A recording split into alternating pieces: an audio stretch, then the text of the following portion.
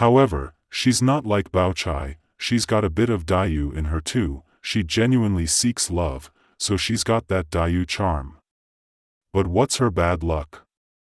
She can't get married. She's also from a humble background, her father Qin Keqing, just a small-time official, didn't have any kids for a long time, then he adopted a girl, that's Qin Keqing. Qin Keqing was adopted by her father. Oh, but then, surprise surprise, he had a son, named Qin Zhong, well, it's a pun for seed of passion. Oh, he's quite a character, right? After he got to know Baoyu, they hit it off really well, they were on the same wavelength emotionally and spiritually, just like the folks I mentioned earlier. But then he died young, and his friends Lu Xianglian and Jiang Yuhan and Baoyu were really upset. Qin Zhong is Qin Keqing's brother. Qin Keqing married into the Jia family, and it's clear she must have married up. Qin Keqing was just a small-time official, but after she married into the Ning Palace, the guy she married, even though he was good-looking and charming, would be called a hunk today, right? Absolutely. How much so? When Granny Lu first stepped into the Rong Palace, this Zhou Rui's family took her to Wang Xifeng's room. Why did Granny Lu come to the Jia mansion? It was to make a connection with this distant relative, hoping that the Jia family could help them out, as they were very poor, just regular village folks. Granny Lu's son was also just a regular guy. So, Wang Xifeng treated her pretty well, and that was the only thing that Wang Xifeng did really well and meant something to her daughter, right? So, when Granny Lu entered Wang Xifeng's room, she was already feeling uneasy, right? She had never been to such a fancy place before. Oh, then a young guy walked in, and Granny Lu felt embarrassed and awkward. Who was this good-looking young guy? Jia Rong, that's Qin Keqing's husband. So, let's talk about Jia Rong and Wang Xifeng's relationship. What's the deal with them? It's kind of cool how Dream of the Red Chamber doesn't spell everything out, leaving it up to us to figure it out. In this one scene, Jia Rong shows up at Wang Xifeng's place to borrow something. His dad, Jia Zhen, told him to borrow a screen from Wang Xifeng. Wang Xifeng was like, "Your family has tons of stuff, why do you want my screen?" And Jia Rong goes, "Aunt's stuff is the best." Even though that didn't quite do the trick, after bugging her a bit, Wang Xifeng agreed, and Jia Rong was all happy and ready to leave. Just as he was about to go, Wang Xifeng asked him to hang on, like she had something to say. But in the book, it says Wang Xifeng was quiet for a bit, then her face started turning red, and she said, "Never mind, let's not talk about it now, let's chat later tonight." After that, I was curious about what would happen at night. But nope, that's it, just the relationship between these two.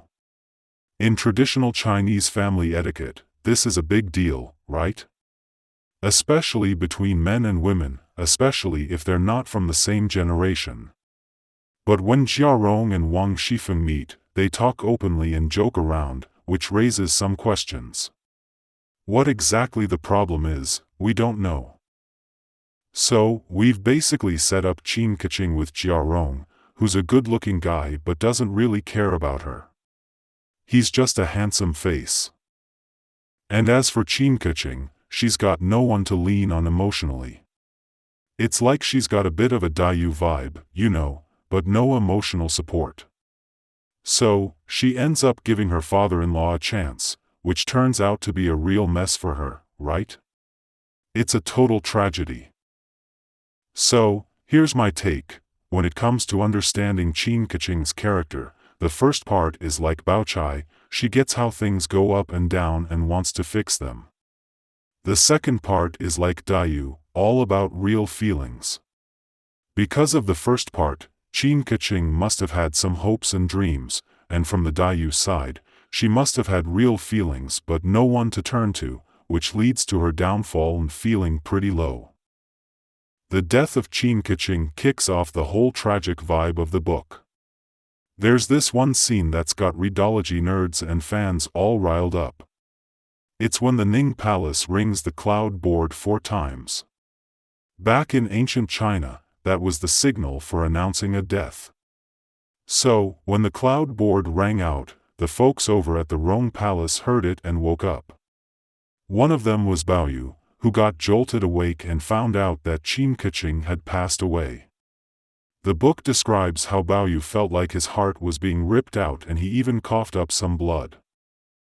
Now, some folks have been reading into this scene and speculating why Baoyu was so torn up and coughing up blood. They're saying it's all connected to Qin Keqing. They're even suggesting that his dream in Qin Keqing's bedroom wasn't just a dream, but a real encounter with her. When I hear this kind of stuff, I can't help but think that the people coming up with these ideas are a bit sleazy. How to interpret feeling like his heart was being cut by a knife and he spat out a mouthful of blood? Xifeng, who was beside him, panicked. Shiren was always serving Baoyu, right? But when she saw him coughing up blood, she got worried and asked him what was wrong. Baoyu told her not to worry, that it was nothing. He used the terminology of traditional Chinese medicine, saying, "It's nothing, its fierce fire attacks the heart, blood does not return to its proper circulation." When reading Dream of the Red Chamber, it often requires us to think beyond the literal meaning. Fierce fire is just a term from traditional Chinese medicine. In fact, what was Baoyu feeling after hearing the news of Qin Keqing's death? First, it is completely understandable that he had formally married Qin Keqing in the fantasy realm. Although she is a symbolic character, the little sister of the dream fairy, right? But her name is Keqing, and what does she combine? Baoyu's 2 loves, Baochai and Daiyu. So, the news of her death meant that both of them had died. What did he already sense? The future fate of Baochai and Daiyu. That's why he felt like his heart was being cut by a knife and was in such distress. From a regular point of view, when do you start feeling all lovey-dovey? It's in the fantasy world. Before that, Baoyu didn't know a thing about love and stuff. Then the dream fairy asked him, "Why do I like you?"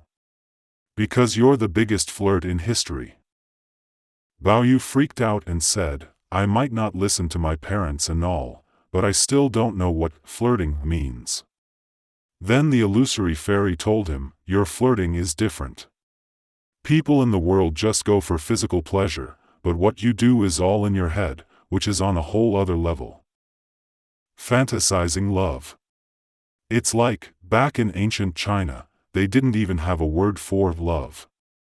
The term love is actually a modern addition to the Chinese language, borrowed from English. So, in old classics like The Peony Pavilion, The Story of the West Wing, and even Dream of the Red Chamber, they didn't use the word love, but they still talked about the concept of love, calling it fantasizing love. Even though fantasizing and lechery are kinda related, they have different meanings. The dream fairy started explaining to Baoyu what fantasizing is all about. It's like, you can feel it in your heart, but you can't really put it into words. It's something you just get, but you can't explain it. So, it's like only you have this word. It totally makes sense, right? Can anyone really explain love? People have been going on and on about love for ages, with love psychology, love philosophy, and all that jazz. But the dream fairy is onto something. Love is something you feel, not something you can just talk about. So, what did Baoyu really understand about love at first? In his dream, he saw himself getting married to Keqing, which was a symbolic image. But now, in real life, Keqing has passed away, and he must be feeling devastated, especially since Daiyu and Baochai will have also left. It's like a sign of a big tragedy looming ahead. Then it says, what is it? The blood does not return to the heart. Where does this tragedy come from? The heart is like the main road, and when the main road is obscure, where do our emotions go? They just burst out. This is how I see it: the blood does not return to the heart. The heart is the path, and the blood is the emotion. Our real emotions in life no longer have a path to follow. So, I think those who think Baoyu had an affair with Qin Keqing are just being narrow-minded, like those who pry into palace secrets. The verdict for Qin Keqing, like I just mentioned. It's all about this cabinet in a fancy hall in the dream world, with ledgers in the drawers that have verdicts and a painting attached, predicting what's in store for the characters. The verdict goes like this: emotions span the heavens and seas, consume the soul. When emotions meet, they lead to lust. Fantasy, Rong, gives rise to empty talk. Conflicts from the very beginning brings true peace, Ning. Where does the trouble start? It all kicks off at the Ronghua Palace. Rong means the Rong Palace, and Ning means the Ning Palace. Later on, the authorities seized the Jia family's assets, and sure enough, things went down at the Rong Palace.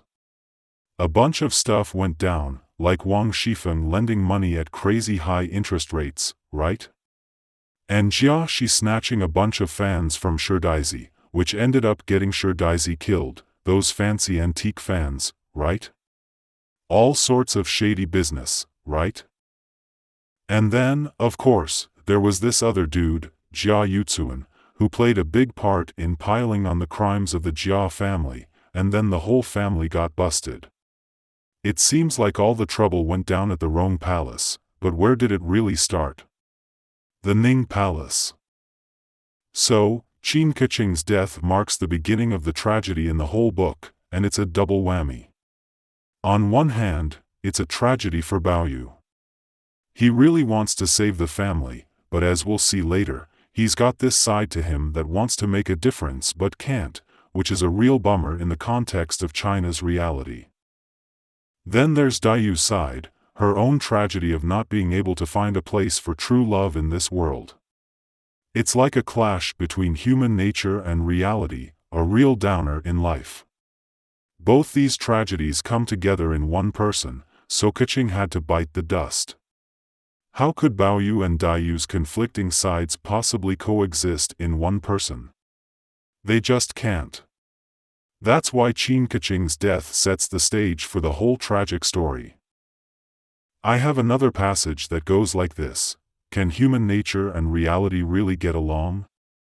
Bao Chai is all about the real world, while Daiyu is all about human emotions. How can they both fit in? Daiyu is all about genuine feelings, she's so honest, living in this world just for love. How could Qin Keqing possibly embody both sides? It's just not doable. This whole thing really hits Baoyu hard, making him feel so down that he's coughing up blood, like his heart's being ripped out. So, that's pretty much it for Qin Keqing's character. She's a symbol, and her death kicks off the whole tragedy. Next up, we'll talk about another character, Wang Xifeng.